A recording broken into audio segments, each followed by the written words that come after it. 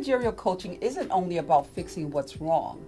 It's also about recognizing and building on what's right. What do you pay more attention to?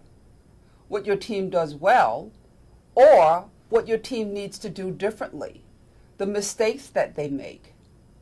Most managers say they focus more on what people do well. The people on the receiving end, the employees, often feel the opposite. They frequently report that their managers are more focused on fixing what's wrong. Many of us have a natural tendency to notice what's wrong. We're hardwired that way. Noticing what was wrong and avoiding it probably allowed our distant ancestors to survive long enough to pass on their genes to future generations. It's a trait that is coded into our DNA, and managers are as susceptible to it as anyone else. Management by exception. As a manager, you have a lot of responsibilities vying for your attention. Noticing problems and fixing them makes a lot of sense. You need to fix what's wrong.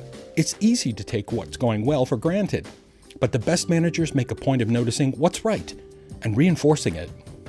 Employees may not hear the positive. Even when you do make a point of reinforcing what's right, it sometimes isn't heard by the employee. When a manager provides both corrective and reinforcing feedback, sometimes the corrective drowns out the reinforcing. Even if a manager focuses only on what was done well, they may do it in a way that doesn't get through to the employee. To overcome those challenges, it's important that you make a point of catching people doing something right. And when you do, that you provide reinforcing feedback in a way that actually gets through to the employee. Here are 3 steps.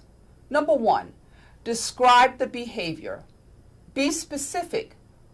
What did they do?